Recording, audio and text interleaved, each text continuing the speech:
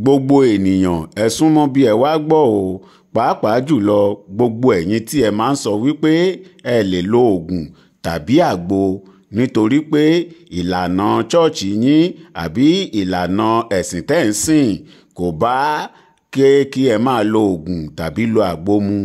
Ẹ wò ó, ẹ wá kọ́gbọ́n nínú fídíò yìí, Ọlọ́run ni mo fi bẹ̀ yín.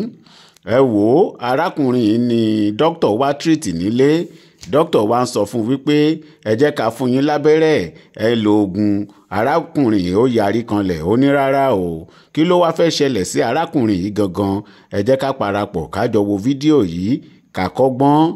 Ẹ wò ó, bá a ṣe ń wo, Ọlọ́run mo fi bẹ̀ yín, ẹ tún bá mi wo ìsàlẹ̀ níbi tí wọ́n kọ subscribe sí. Ẹ bá mi kílíkì lórí subscribe button yẹn, ọ̀fẹ́ ni subscription, kò sẹ́ni tó máa jáwó yín. Ẹ jẹ́ ká jọ wo fídíò náà lẹ́kùnrẹ́rẹ́. Ẹ ra madam.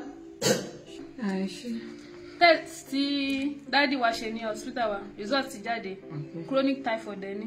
So mo wá fún wọn ní àwọn treatment kí n lè set drip fún wọn. Ẹ pẹ̀lẹ́ sir. It's okay. Doctor, mi ò lo oògùn kankan. Má set any drip. Don't set any drip for me. Because in my church, we don't use drug, we don't take injection, and we don't collect blood from anybody. That is our doctrine. God is our healer.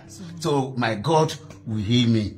Ẹ rántí o, Ọlọ́run ò ní tọ̀kalẹ̀ látòkè wá láti wá heal yín o. Èèyàn náà lọ́lọ́run máa rán sí yín láti heal yín. Àti pé Christian ni mí, ọ̀tọ̀ láyé faith, ọ̀tọ̀ láyé medication. You see, I'm a born again Christian to the core.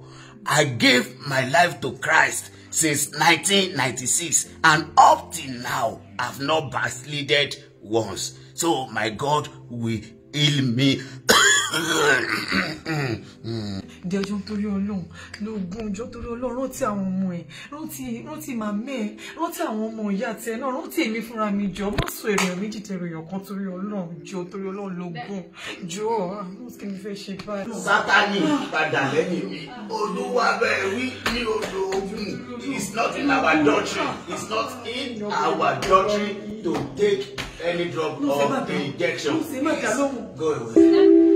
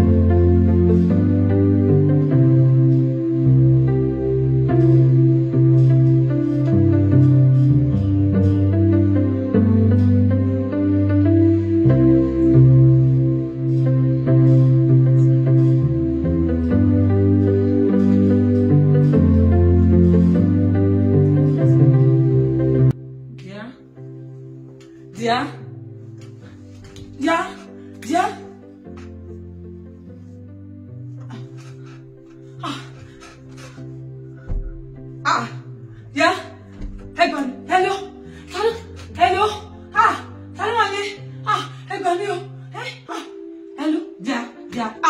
Oto.